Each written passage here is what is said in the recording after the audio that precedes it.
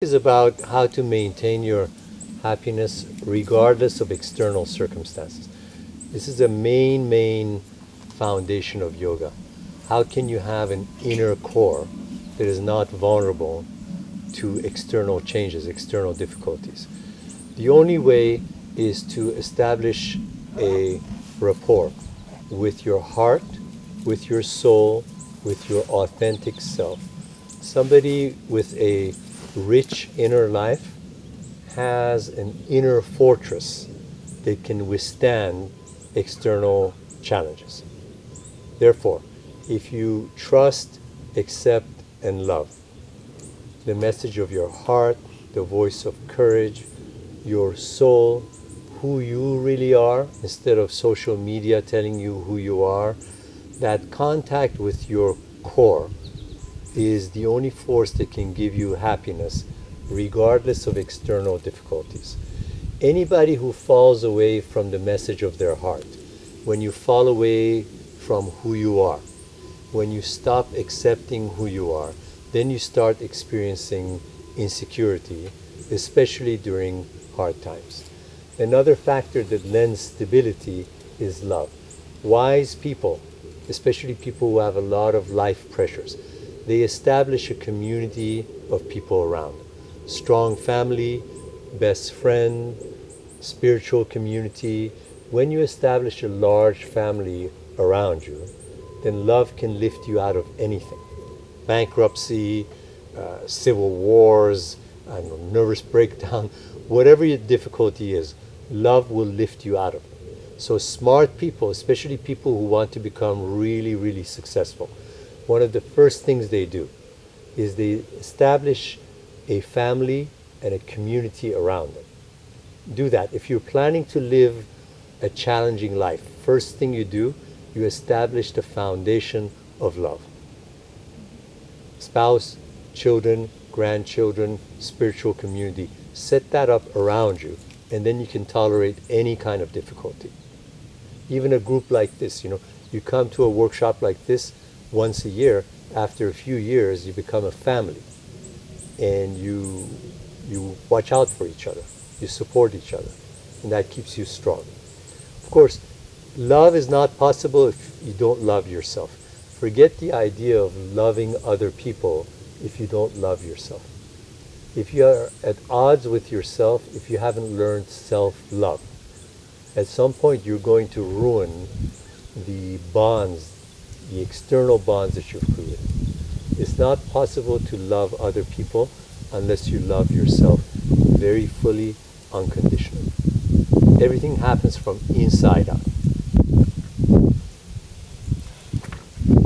Also, in order to maintain happiness, you have to transcend the roller coaster of the mind and ego. In other words, ego and mind are constantly changing moods. In India, they call the mind the monkey mind because it hops from one branch to another. If you don't have a way of transcending the roller coaster of emotional moods, the roller coaster of thoughts, then you'll be unhappy. Ego is an unhappy creature. Ego always expects more. Ego is never satisfied with what's in the moment. You have to have something to transcend the vulnerability, the insecurity, and the ups and downs of ego and mind. And meditation is one such thing.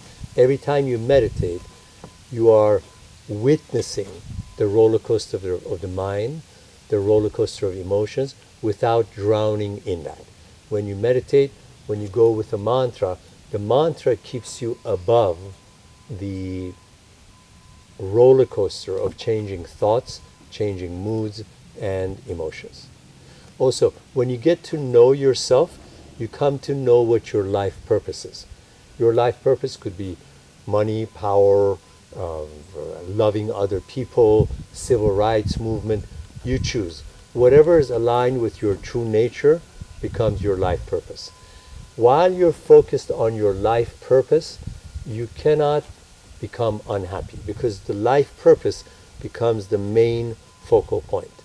And even on those really challenging days, your life purpose will refocus you back on what's important.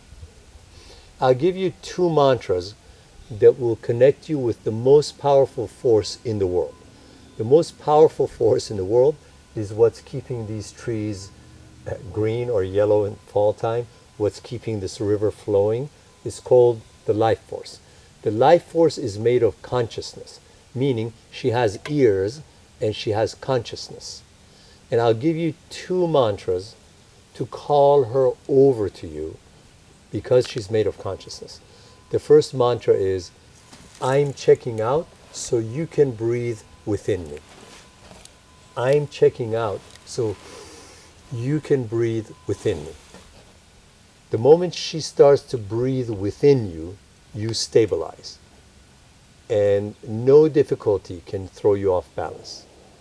Okay? The next one, because she's made of consciousness, you say, I'm conscious that you are conscious of me. So you're calling over her presence. You're calling over her attentions. I am conscious that right now you are conscious of me.